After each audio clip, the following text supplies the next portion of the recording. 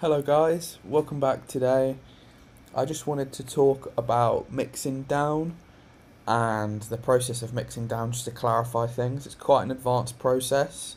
So there's kind of three stages to making music in Ableton. You've kind of got your arrangement process, which is here we have a finished song. The arrangement process, which is, kind of the creation of the track, the intro, the bass, deciding what sounds you want in the song,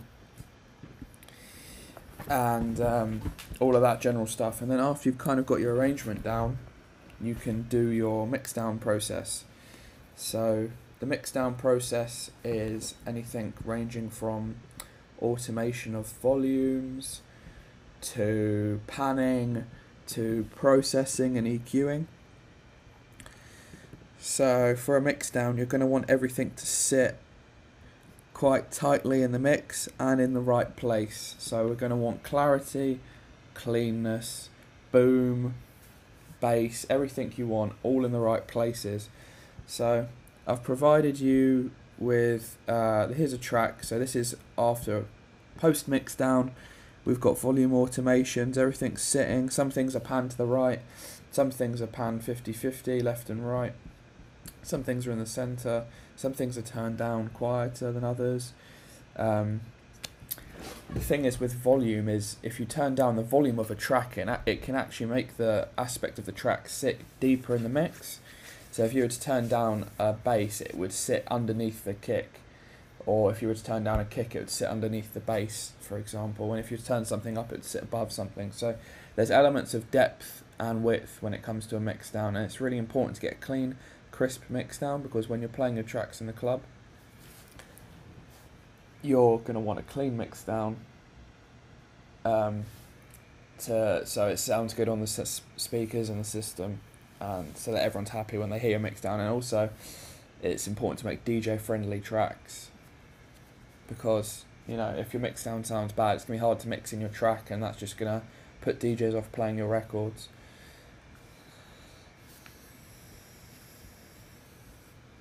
So yeah, getting a good mix down is crucial. I also like to have the master on -6 dB for when I export, and having a mono on the utility, because I like to do my mix down in mono to get a tighter mix for when it comes on the stereo speakers or mono speaker. So here's the diagram we're going to talk about today. So we've kind of got hertz, which is the frequency spectrum. At the top we've got high frequency, and at the bottom we've got low frequency. In the middle we've got mono, on the left we've got left panning, on the right we've got right panning. So you can see this is what a successful mix down should look like. We kind of want the bass to sit deep in the mono along with the kick. These two things are really important to keep them mono. It doesn't sound good when they're stereo, because if you've got something panned to the left and you're at a huge festival, if it's only coming out of the left speaker, the people at the right of the festival are going to be missing out on that great bass sound that you've just made. So things are panned here. You can see we've got split panning on the percussion, so we've got a bit of left and right, a little bit of depth. In the centre we've kind of got vocals, but we want a large frequency spectrum for the vocals, so a bit of mids and a variation of the high frequency. That's where you want the vocals to sit. You want the kick to sit above the vocals and the bass to sit underneath the kick. And then you've got your percussion, which should sit above the bass. And then you've got your brass, which is a bit of a higher frequency, panned to the left and right up here. And that's in the kind of upper mids to high frequency spectrum. Here we've got the piano, which is panned a bit further.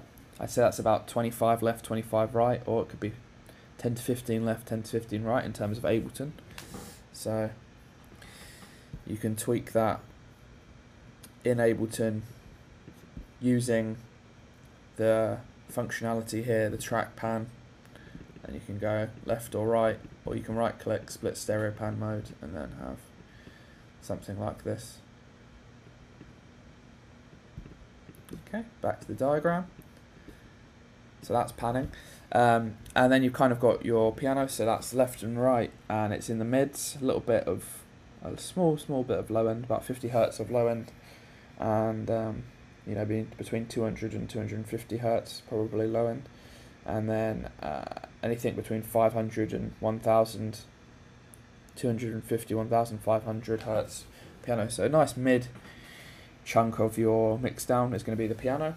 So, you know, you could maybe turn down the piano a bit and then pan it 15 left, 15 right, split pan, and maybe cut out some of the mids or highs or the lows. It's up to you, however you want things to sit in the mix. But it's important to get a clean mix. And then the brass is up here, so that's high frequency, and that sits above the piano and the main synth. The main synth is in the center of the mix. That's going to give you your warmth and maybe your melody. Going to kind of keep the listener engaged. So that's taking up the center of the mix as well as the left and the right. So it's important to have a bit of stereo and a bit of mono in the main synth. So you want it to be hitting you in the chest along with the kick, and a bit to the left and right of your body, maybe to hit your chest or your shoulders. And then the snare's going to, you know, hit you in the back of the neck and make you kind of dance and get that dancing movement going. And that's how music works. Mainly the kick and the snare kind of driving you backwards and forwards with the dancing motion. And then you've got your strings and your top left and top right. So that's high frequency and panned the most out of anything in the mix. You probably do a 50-50, 50 left, 50 right panning on the strings. And have it quieter than your piano, brass, hi-hats. So relatively quiet in the mix. They're going to be there tickling the listener's ears, and maybe a bit of auto pan bringing them in and out, because it's quite wide. You can have them kind of drawing into about 40 left, 40 right. You can see here it's quite a thick element of the mix. So if you were to have strings, you could have them panning in and out a bit using auto pan. So you'd go into Ableton. Let's just so you know what auto pan is. It's an audio effect. Auto pan. Let's see with this. Say there was some strings here.